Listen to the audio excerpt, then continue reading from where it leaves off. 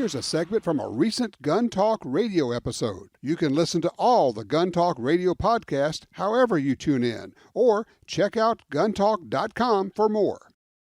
All right, Tom Gresham here, back with you. It's Gun Talk. If you want to join us, 866-TALK-GUN or Tom Talk Gun.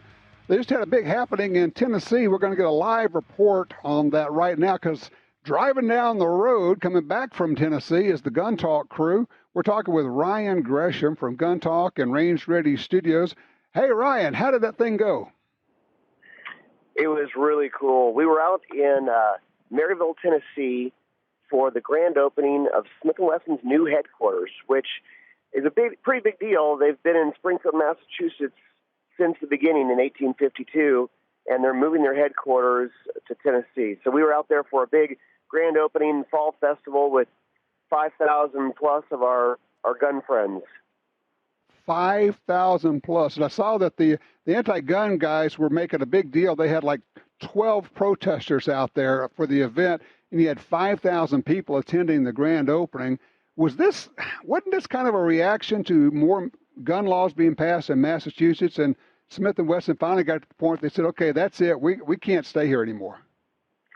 Exactly. Well, you know that Massachusetts doesn't have the best gun laws, but what really was the straw that broke the camel's back is there was a law that was being proposed that anything that was not able to be owned in Massachusetts could not be manufactured in Massachusetts.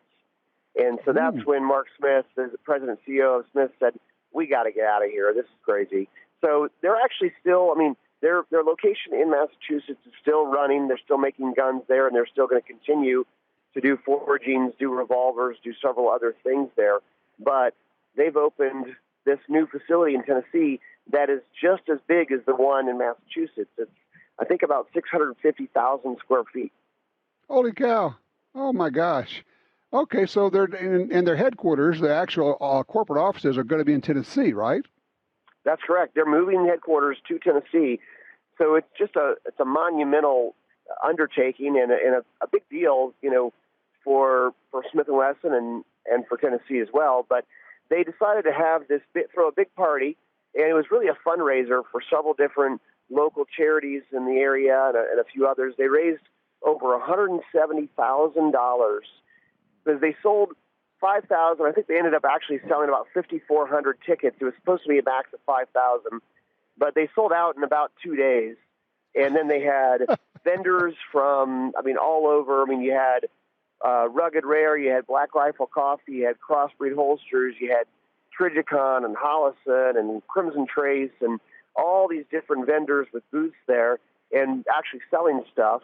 And then you had a big stage with country music artists, Grammy-nominated country music artists there.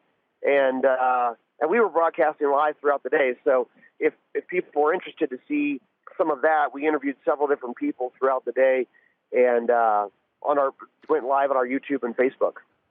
Okay, so just look for Gun Talk there. And then I guess the day before the grand opening, that old decrepit man, Jerry Miculek, decided to try shooting again.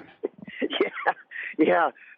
They wheeled out Jerry. He's just barely getting around. So this is crazy, you guys. Listen to this. Jerry Miculek, you guys know, he is a legendary, living legend as far as a competition shooter and speed shooter. And he decided he wanted to go for a new world record. And he actually set 2 new world records, both of them drawing and shooting a plate rack, 6 plates for time. One was with a 9mm handgun, and he did that in 2.01 seconds. The other one, and get this, he's starting from a surrender position, so hands in the air. Right. Buzzer goes off, draw, shoot 6 plates with the revolver in 1.88 seconds. Wait. His hands are in the air, like wrist above his shoulders position, the regular surrender position. Buzzer goes off. He draws with a revolver, a double-action revolver, and knocks down 6 plates in under 2 seconds? 1.88. It's unbelievable. This guy, he's 69 years old. How can he be doing this still? Jerry Miculek is a freak of nature. He truly is. It's amazing. So, yeah, we actually had Jerry on the show and interviewed him. I mean, just incredible. So that's pretty neat. A new world record set during this weekend. So did Smith & Wesson have any news they were releasing at this? I know they're always bringing out new stuff. I don't know if just the plant opening was the news or if they had anything else they were talking about.